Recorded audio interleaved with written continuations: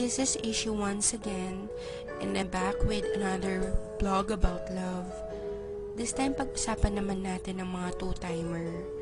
Before anything else, wala akong pinatatamaan dito ha. Ito yung kadalasan lang naman nangyayari. Reality kumbaga. Masarap mag two-time, diba? Yung tipong dala-dalawa sila, tatlo-tatlo, minsan 10-10 pa nga eh. Pero minsan naisip ba natin kung anong epekto nito sa mga nasasaktan natin? Masarap mag two-time. Pag natapos ka sa isa, lilipat ka naman sa isa. Tapos sa iba naman hanggang sa magsawa ka. Tapos iiwan mo lang. Kasi may nakita kang mas gwapo o mas maganda sa kanya.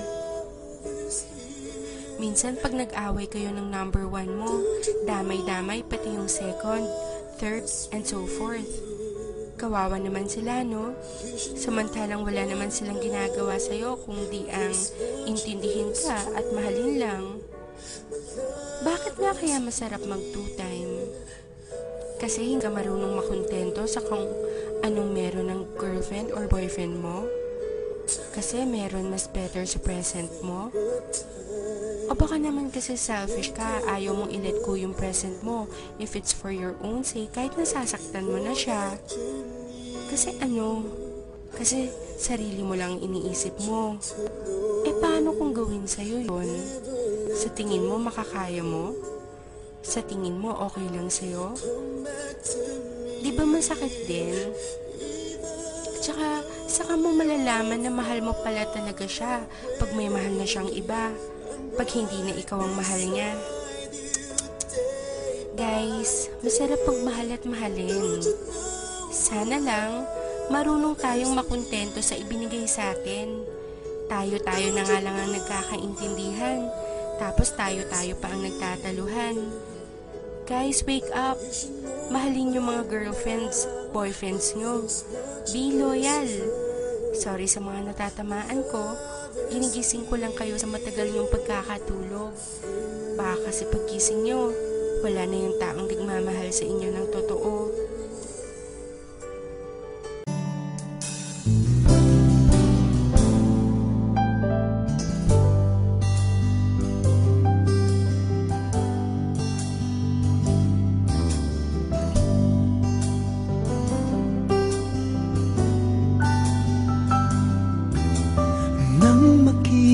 Kay di ko malaman saan ka galing, saan paroroon. Nakuha mong kausapin ng aking puso, nakakulong.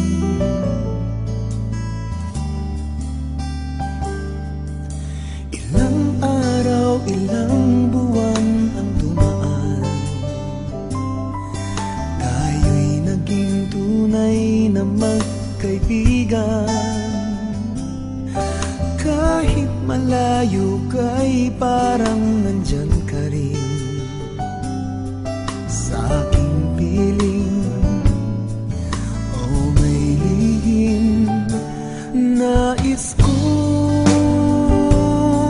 sabihin sa'yo, mahal kita, di kita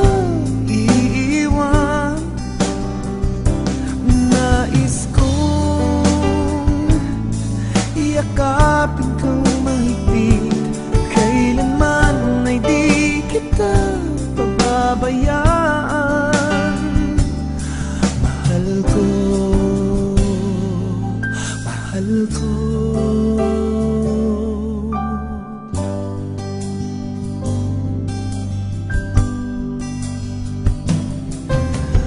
Mga larawan mo'y nasa paligid,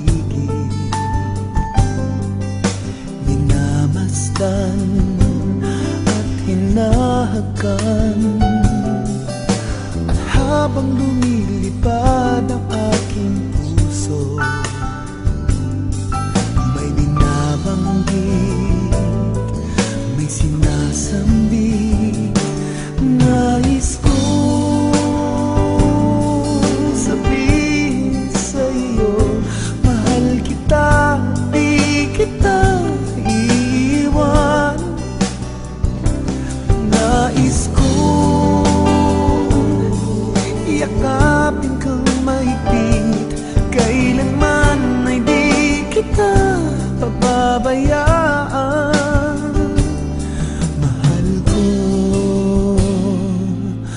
mahal ko.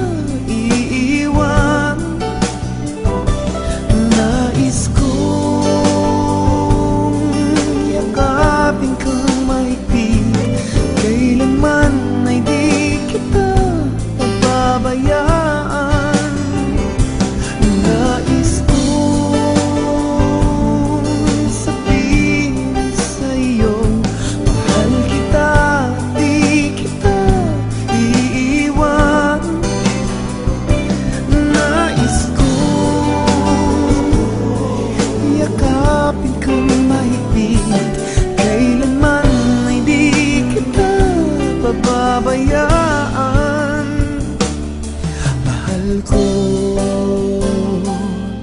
mahal ko.